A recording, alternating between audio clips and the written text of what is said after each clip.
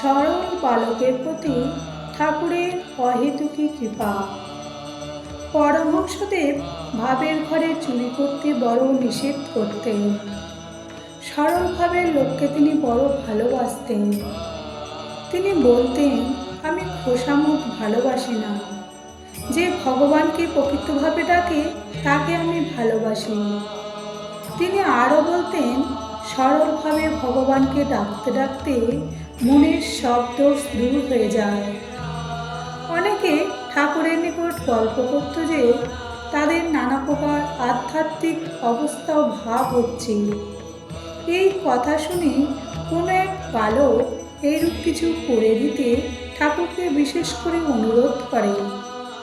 তাহাতে তিনি বলেন, দেখ, নিত্য নিয়মিতভাবে ধ্যান ভজন করতে করতে তবে ওইরূপ অবস্থা হয়।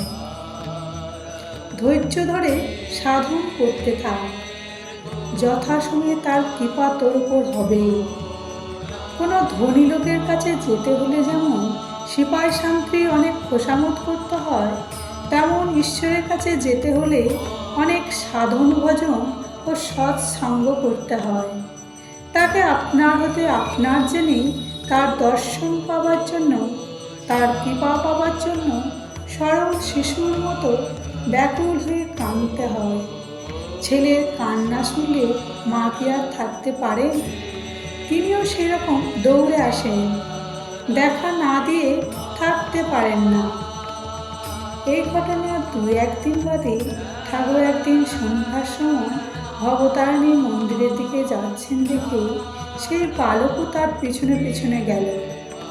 ঠাকুর বরাবর ভবতারিণী মন্দিরে গিয়ে প্রবেশ করলেন।